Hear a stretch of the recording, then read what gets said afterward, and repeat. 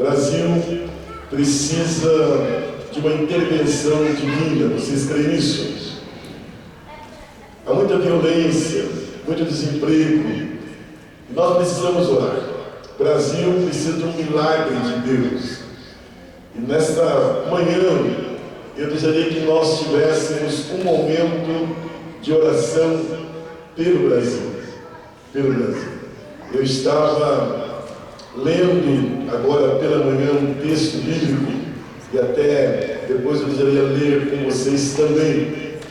E eu li um texto lá no livro do profeta Isaías, e eu quero repartir com vocês rapidamente, antes de nós separarmos as crianças e cantarmos um outro cântico, para nós orarmos pelo Brasil. Então você percebe que as instituições, elas estão sendo alvo de deboche, de chacota. Então a gente precisa orar pelo Brasil, interceder pela nação. As instituições, elas estão sendo desrespeitadas. As autoridades estão sendo alvo de chacota. E nós precisamos interceder. Amém ou não? Amém ou não? Interceder. A gente não pode estar aceitando as coisas passivelmente. E que atitude que nós devemos ter? Qual deve ser o nosso posicionamento? Primeiro é um posicionamento de oração. Provavelmente vocês já leram, e foi notícia ontem, está sendo notícia hoje, aquela entrevista daquele empresário. Se é verdade ou não é verdade, é uma outra coisa. Mas é constrangedor quando você lê em letras garrafais que o presidente atual do Brasil, ele é chefe de uma quadrilha de criminosos, e que todos estão envolvidos, toda a nossa liderança. Então você percebe que há uma situação que o Brasil está vivendo à deriva. Aqui no livro de Isaías, no capítulo 1, eu quero que você abra a sua Bíblia. Na verdade, a gente precisaria fazer desse momento aqui um momento de oração, porque em toda a história da Bíblia e história contemporânea, o que mudou uma nação, uma cidade, um país, foi quando o povo se mobilizou em buscar a Deus, em se humilhar diante de Deus, em se arrepender diante de Deus, em confessar diante de Deus os seus pecados e pedir perdão para Deus.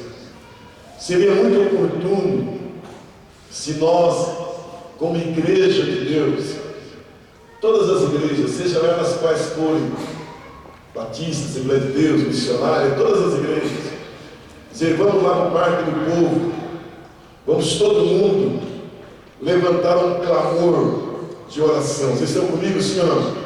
Vamos levantar um clamor. Vai ter louvor, vai ter oração. Vai ter um clamor diante de Deus, para que Deus venha quebrar todas essas malignidades que nós estamos vendo.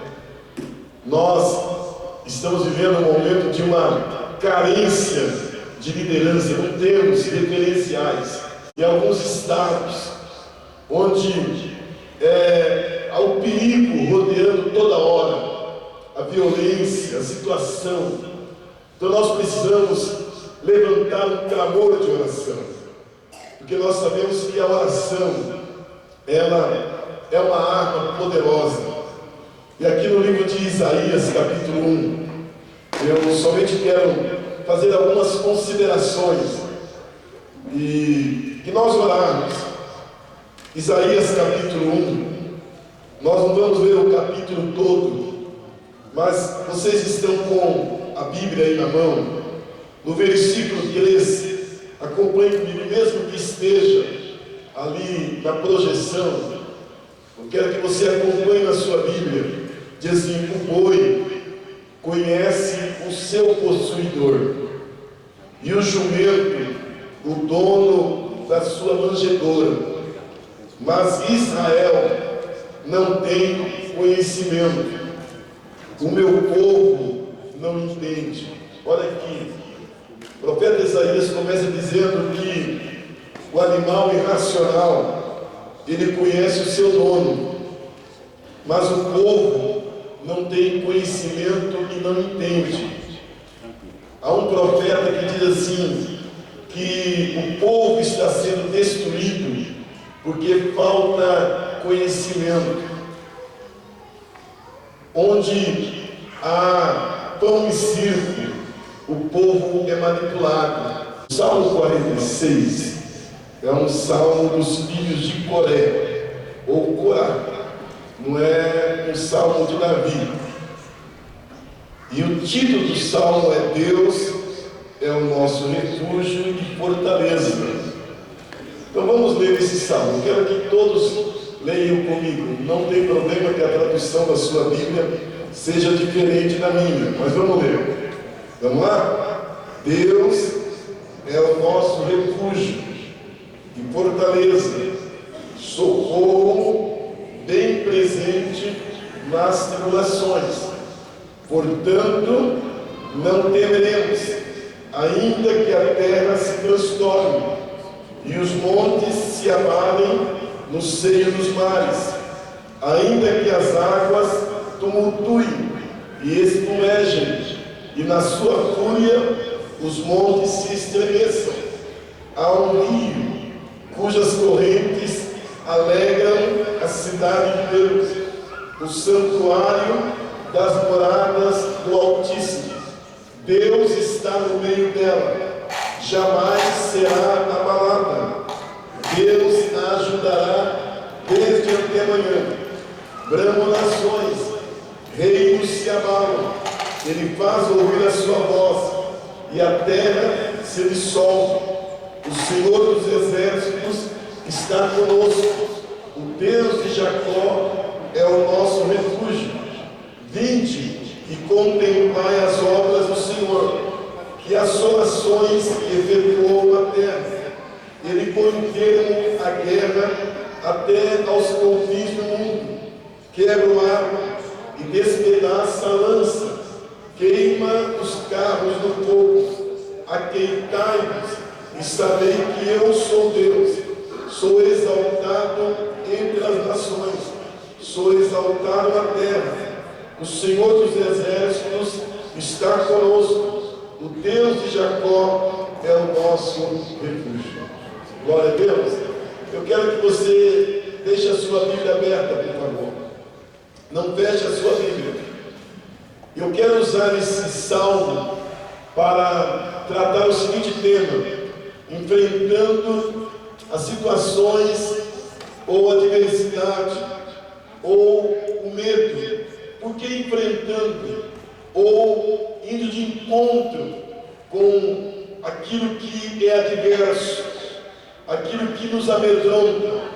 Olhem para o versículo 2 e para o versículo 3, por favor. No versículo 2 e no versículo 3, nós vamos encontrar 4 situações muito difíceis, 4 calamidades, 4 situações que nos amedrontam. Versículo 2 diz assim, que a terra, ela vem gerar um transtorno, ainda que a terra se transtorne. Versículo 2, e os montes se abalem no seio dos mares. Versículo 3, as águas, elas tumultuem e espumejem. Versículo 13, e na sua fúria os montes se estremeçam. Percebam que há 4 calamidades aqui, há 4 situações muito complicadas, que elas surgem de maneira inesperada. 4 situações que a gente pode definir como um tsunami que surge, que mexe com as nossas emoções, mexe com a nossa espiritualidade, mexe com o nosso físico, mexe com a nossa estrutura. Eu estou lembrando que o presbítero Adevair, ele fez aqui uma leitura do Salmo 112, olhe para mim, e ele mencionou aqui o versículo 7, ele disse, naquele salmo, o meu coração não se atemoriza das más notícias, ou seja, quando as más notícias elas chegam, o meu coração ele está firmado e confiante em quem? No Senhor. Todos os dias alguém recebe uma notícia, é uma enfermidade, é a perda de alguém, é o desemprego, é alguém que puxou o tapete, é uma situação que você diz, não é possível, eu não esperava que isso aconteceria, que ia chegar na minha casa, no meu lar, e mexe com a gente. Então o Salmo 46 é um salmo que a gente precisa prestar atenção. Algumas pessoas conhecem esse salmo de cor, mas entre linhas, nesse salmo, tem a ver comigo, tem a ver com você, tem a ver conosco, com o adolescente, com o jovem, com a pessoa adulta, com aquele que é empresário, com aquele que está vivendo nesse mundo e dizendo, olha, como que eu posso enfrentar essa adversidade? Como que eu posso enfrentar esse problema? E no versículo de número 1, quero que você volte os seus olhos para o verso 1, tem 3 expressões. Quando o salmista, ele diz refúgio, fortaleza e socorro. Repita comigo, refúgio, fortaleza e socorro. Mais uma vez, refúgio, fortaleza e socorro. Levanta a sua mão para o céu e repita comigo, refúgio, fortaleza e socorro. Agora olhe para mim, a palavra refúgio está no verso 1, a palavra refúgio está também no versículo 7, olha no versículo 7, tem a palavra refúgio, no versículo 11 também tem a palavra refúgio. Então percebam que a expressão refúgio, ela está no versículo 1, ela está no versículo 7, ela está no versículo 11. Voltando, volte a fita. Então no verso 1 diz o que? Ele é refúgio, ele é fortaleza e ele é socorro. Deixa eu abrir um parênteses aqui, olhe para mim. Deus te trouxe aqui hoje pela manhã.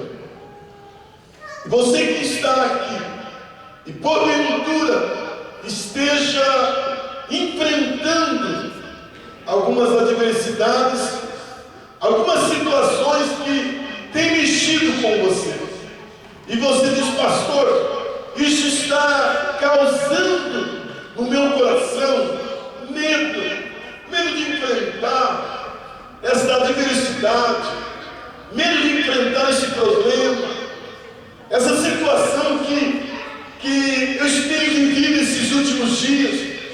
E o salmista, ele está dizendo como enfrentar a situação. Algumas pessoas, elas usam algumas estratégias humanas, algumas estratégias pessoais para enfrentar o medo, as barreiras, as calamidades.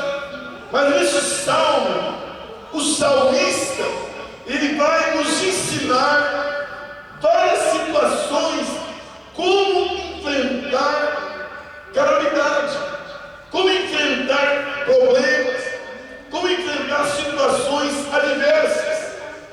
E eu vou listar algumas, e como eu disse, eu não vou entrar em detalhes. Não foi Davi quem escreveu esse salmo. São os filhos de Corá ou Coré. E depois, se possível, na conclusão eu vou tentar explicar aqui rapidamente desses filhos de Coré ou Corá. Mas eu preciso fazer aqui algumas observações. Em primeiro lugar, como que eu posso enfrentar a adversidade? Como que eu posso enfrentar a calamidade? Como que eu posso enfrentar uma situação que surge de maneira inesperada? Olhem para o versículo 2 e no versículo 3. Versículo 2 diz assim: Deus é o nosso refúgio, fortaleza, socorro. E aí tem uma palavrinha que eu quero que você memorize comigo. Diga-me, bem presente nas tribulações. Olha no versículo 2. Versículo 2 e 3. Ainda, repita comigo, ainda. Diga mais uma vez, ainda. Ainda. Tanto no verso 2 quanto no verso 3 há essa expressão ainda. O que é ainda?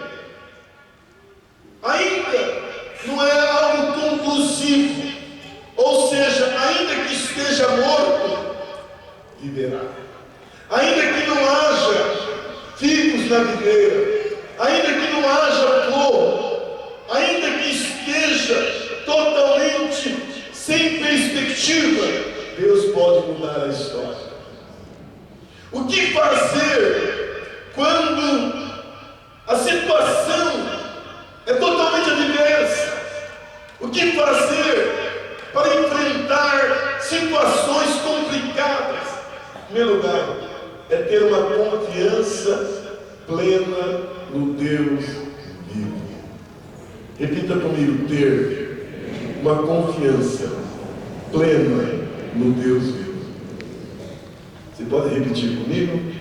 Ter uma confiança plena no Deus vivo. Vocês estão comigo?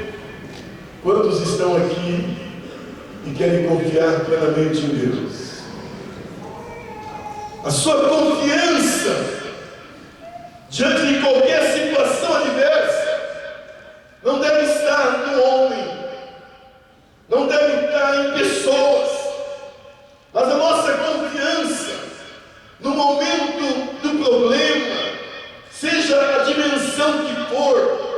Eu quero convidar você, meu irmão e minha irmã, moço e moça, a fazer uma introspecção, a olhar para dentro de si e dizer: o problema é grande, a situação é calamitosa, mas a minha confiança, ela não está em pessoas, a minha confiança não está em homens, a minha confiança não está em coisas que as pessoas estão querendo mostrar, mas a minha confiança está naquele que é um Deus Todo-Poderoso. Amém? Porque há momentos que mexem com a gente. Olha para o versículo primeiro. Eu gritei isso na minha Bíblia e diz assim: bem presente na tribulação. A minha confiança está nele. E o verso 2 e 3 diz: ainda que a terra se transtorne, ainda que os montes se abalem, ainda que as águas tumultuem, ainda que as águas espumejem, ainda que os montes se estremeçam, eu confio nele, porque eu sei que o meu Redentor vive. Leia comigo Salmo 20, o versículo 7. O Salmo 20, o versículo de número 7, é um salmo de Davi. E olha o que o salmista diz no Salmo 20, o versículo de número 7. E você precisa ler comigo. Leia bem alto, bem forte, leia comigo. Uns confiam em quem? Em carro. Outros confiam em quê? Em cavalos. E outros? Mas nós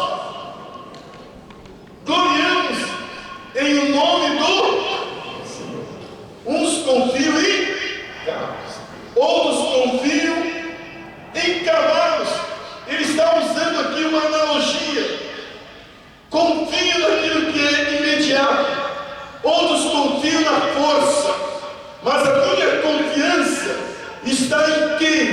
Em Deus. Faça assim com as suas mãos. Diga comigo: eu posso enfrentar qualquer adversidade quando a minha confiança estiver plena no Deus vivo. Glória a Deus. Meu irmão, minha irmã, olha para mim. Onde você estiver, ao sair daqui, saia daqui dizendo: eu vou confiar nele. Confie em Deus. Eu sei que há momentos que a gente fica sem chão, a gente fica totalmente impotente, incapaz, uma situação que a gente não esperava. Você foi trapaceado, alguém enfiou a mão no seu bolso, alguém causou uma tristeza, e você diz: não é possível, aquela pessoa me traiu, aquela pessoa roubou, aquela pessoa tem feito comentários pejorativos ao meu sentimento, às minhas emoções, mas tem um Deus aqui hoje dizendo: querido, querida, confia em mim, vou te dar força. Ele está aqui. Mas eu quero que o salmista ele fala: não somente eu tenho que confiar em Deus, mas eu tenho que ter uma convicção da presença de Deus. Diga comigo: convicção da presença de Deus. Versículo 1, versículo 6, versículo 7, versículo de número 11. O Deus de Jacó está comigo. O Deus de Jacó está conosco. Olhe para mim. Não é somente confiar, porque alguém pode ter confiança. Pastor, eu confio. Uma coisa é confiar, outra coisa é você ter a convicção que Ele está com você. Vocês estão comigo? Vou repetir. Uma coisa é você ter plena confiança em Deus. Outra coisa é você ter a certeza, a convicção que Ele está com você. Moisés disse o seguinte: Deus, se o Senhor não estiver comigo, não nos faça sair desse lugar. Moisés tinha consciência da importância da presença de Deus. Uma coisa é confiar, outra coisa é ter a certeza que Ele está do seu lado, que Ele está à sua frente, que Ele vai aparar caminhos, que Ele vai abrir portas, que Ele vai enfrentar o que você não pode enfrentar, que os inimigos que se levantarem contra você, eles vão cair por terra, porque Ele está do seu lado. Você vai estar brindado, não é com sal grosso, não é com uma roça, não é com galinha de arruda na orelha, não é com nada, mas é a presença viva de Deus do seu lado. E aí pode levantar o inferno, pode levantar todos os demônios, pode armar todo tipo de estratégia. Maior é aquele que está do seu lado, meu irmão. Ei, Deus está nesse ambiente, queridos. Eu sei que há momentos que nós somos tomados por algumas calamidades. Como diz nesse salmo, 4 questões: a terra se transtorna, os montes se abalem, as águas se tumultuem e espumejem, há uma fúria, mas Deus está comigo. Eu estava lendo uma matéria, eu preciso encerrar,